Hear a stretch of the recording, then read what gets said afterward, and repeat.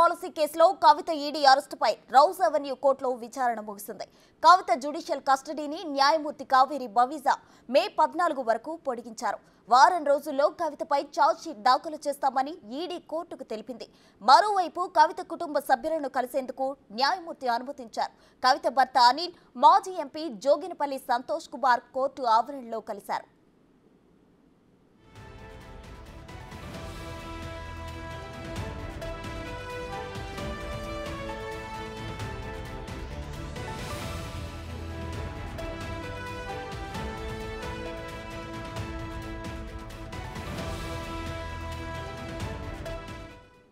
Delhi liquor policy కేసులో కవిత ED అరెస్టుపై rows avenue కోర్టులో విచారణ ముగిసింది. కవిత జ్యుడిషియల్ కస్టడీని న్యాయమూర్తి కావేరి బవిజా మే 14 వరకు పొడిగించారు. వారం రోజుల్లో కవితపై ఛార్జ్షీట్ దాఖలు చేస్తామని ఈడీ కోర్టుకు తెలిపింది. మరోవైపు కవిత కుటుంబ సభ్యులను కలిసేందుకు న్యాయమూర్తి అనుమతించారు. కవిత భర్త అనిల్, మాజీ ఎంపీ జోగినపల్లి సంతోష్ కుమార్ కోర్టు ఆవరణలో కలిశారు.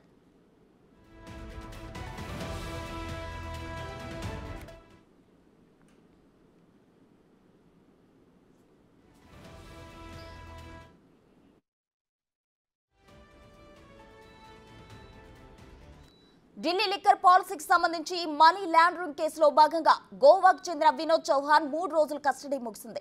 ఆయన్ను ఈడీ అధికారులు రౌస్ అవెన్యూ ప్రత్యేక కోర్టు న్యాయమూర్తి జస్టిస్ కావేరి బవిజా ముందు హాజరుపరిచారు.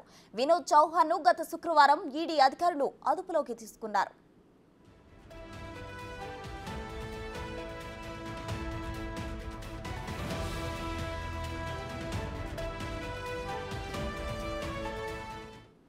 ఇదే అంశానికి సంబంధించి మరింత సమాచారం మా ప్రతినిధి శివ ఢిల్లీ నుండి లైవ్ లో అందించడానికి సిద్ధంగా ఉన్నారు. శివ, చెప్పండి. అటు కవిత జ్యుడిషియల్ కస్టడీ ముగిసింది. అయితే మే 14 వరకు కుటుంబ సభ్యులు కలవడానికి కోర్టు అనుమతించింది. ఇటు చౌహాన్ కి కూడా గత శుక్రవారం ఈడీ అధికారులు అదుపులోకి తీసుకున్నారు. అయితే 3 రోజుల కస్టడీ ముగిసింది. ఓవరాల్ డీటెయిల్స్ ఏంటి శివ?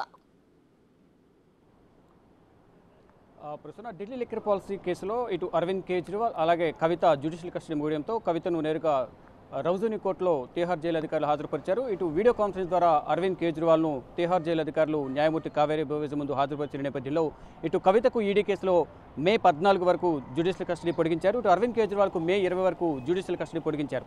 మరోవైపు కవిత తరపున వారి కుటుంబ సభ్యులు కోర్టుకు వచ్చిన సందర్భంలో వారి కుటుంబ సభ్యులను కలిసేందుకు అనుమతి ఇవ్వాలంటూ కూడా కవిత తరపు న్యాయవాదులు వాదనలు వినిపించారు. వాదనలు వినిపించిన నేపథ్యంలో వారి కుటుంబ సభ్యులు భర్త అనిల్ అలాగే మాజీ ఎంపీ జోగినపల్లి సంతోష్ భార్య రోహిణి మరొక కజిన్ను కలిసేందుకు కవితకు అనుమతించారు. మరోవైపు కవిత భర్త తీసుకొచ్చిన ఆహారాన్ని స్వీకరించేందుకు అనుమతి ఇవ్వాలంటూ లాకప్లో తన భర్త ఏదైతే ఆహారం తీసుకొచ్చారో దాన్ని అనుమతి ఇవ్వాలి, ఆహారాన్ని తినడానికంటూ కూడా కోరిన నేపథ్యంలో దానికి సంబంధించి పర్మిషన్ ఇచ్చారు. ప్రజెంట్ లాకప్లో కవిత భర్త అలాగే జోగినపల్లి సంతోష్ మాజీ ఎంపీ జోగినపల్లి సంతోష్ భార్య రోహిణి మరొక కజిన్ సిస్టర్ కూడా కవితతో ప్రజెంట్ ములాఖాత్ అయ్యారు. వారితో మాట్లాడుతున్న పరిస్థితి కనిపిస్తుంది. ఇక మరి కాసేపట్లో సిబిఐకి సంబంధించి కూడా ఎక్స్టెన్షన్ సంబంధించి జ్యుడిషియల్ కస్టడీ పొడిగింపుకు సంబంధించి కూడా మరి కాసేపట్లో తీర్పు ఇచ్చే అవకాశం అయితే కనిపిస్తోంది. మరోవైపు అరవింద్ కేజ్రీవాల్కి సంబంధించి కూడా జ్యుడిషియల్ కస్టడీ ముగియడంతో రౌజువెన్యూ కోర్టులో వీడియో కాన్ఫరెన్స్ ద్వారా తిహార్ జైలు అధికారులు న్యాయమూర్తి ముందు హాజరుపరిచిన నేపథ్యంలో అరవింద్ కేజ్రీవాల్ జ్యుడిషియల్ కస్టడీ మరో 14 రోజులు పొడిగించారు. మే 20 వరకు జ్యుడిషియల్ కస్టడీ అరవింద్ కేజ్రీవాల్ ఉండబోతున్నారు. మరోవైపు అరవింద్ కేజ్రీవాల్కి సంబంధించి తన అరెస్ట్ అనేది చట్టవిరుద్ధంగా జరిగిందనే దానిపై సుప్రీంకోర్టును ఆశ్రయించారు. మరోవైపు బెయిల్ పిటిషన్ సంబంధించి మధ్యంతర బెయిల్ పిటిషన్ సంబంధించి కూడా ఇక్కడ వాదనలు కొనసాగుతున్నాయి. ప్రజెంట్ ఉదయం మధ్యాహ్నం 1 గంట వరకు కూడా దీనిపై వాదనలు కొనసాగాయి. మళ్ళీ ఇప్పుడు ఈడీ తరపున అసిస్టెంట్ సొలిసిటర్ జనరల్ ఎస్వి రాజు తన వాదనలు వినిపిస్తున్నారు. అరవింద్ కేజ్రీవాల్కు బెయిల్ మంజూరు చేయదు, బెయిల్ మంజూరు చేయడం ద్వారా సాక్ష్యాలను తారుమారు చేస్తారు, అందరికీ చట్టం అనేది ఒకే విధంగా ఉంటుందంటూ వాదన వినిపిస్తున్న పరిస్థితి కనిపిస్తోంది. గతంలో ఈడీ విచారణకు సహకరించి ఉంటే అరవింద్ కేజ్రీవాల్ అరెస్ట్ చేసే వాళ్ళం కాదంటూ కూడా ఈడీ తరపున వాదనలు వినిపిస్తున్నారు. అంటే ఎన్నికలు ఉన్నాయి కాబట్టి 5 సంవత్సరాలకు ఒకసారి ఎన్నికలు వస్తాయి కాబట్టి అరవింద్ కేజ్రీవాల్కు బెయిల్ మంజూరు చేస్తే ఏమవుతుందంటూ కూడా జస్టిస్ సంజీవ్ ఖన్నా కూడా ఈడీని అడిగిన పరిస్థితి కనిపిస్తోంది. మొత్తంగా చూసుకుంటే ప్రజెంట్ ఇంకా ఈడీ తరపున వాదనలు వినిపిస్తున్నారు.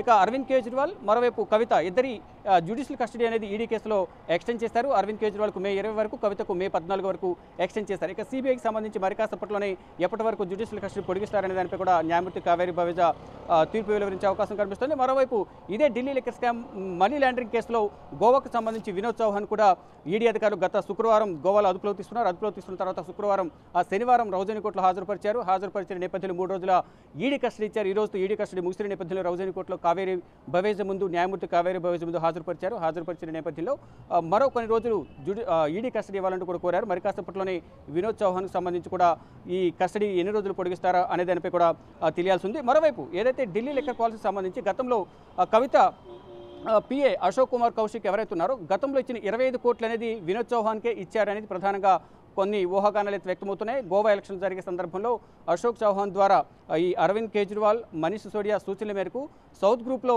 ఏదైతే ముందుగా 25 కోట్లు ఎవరైతే ఇచ్చారో ఇటు మాగుంట రాఘవరెడ్డి, మాగుంట శ్రీనివాసరెడ్డి ఇచ్చిన ఒకసారి 15 కోట్లు, మరొకసారి 10 కోట్లు ఏవైతే ఇచ్చారో ఆ 25 కోట్లు అభిషేక్ బోయిన్పల్లి, అశోక్ కుమార్ కౌశిక్ ద్వారా విజయనగర్కి వెళ్ళి అక్కడ నుంచి గోవా ఎన్నికల్లో 2022లో వినియోగించారు. ఆ సొమ్ము అనేది వినోద్ చౌహాన్కి ఇచ్చారనేది ప్రధానంగా ఈడీ కొన్ని అభియోగాలు నమోదు చేసింది. అభియోగాల నేపథ్యంలోనే, ఆరోపణల నేపథ్యంలోనే ఇటు వినోద్ చౌహాన్ కూడా అదుపులో తీసుకుని 3 రోజులు ఈడీ కస్టడీలో విచారించారు. మరికొన్ని రోజులు ఈడీ కస్టడీ పొడిగించాలంటూ కూడా కోరిన నేపథ్యంలో మరి కాసేపట్లోనే వినోద్ చౌహాన్కు ఎన్ని రోజులు ఈడీ కస్టడీ పొడిగిస్తారనేది కూడా చూడాల్సి ఉంది.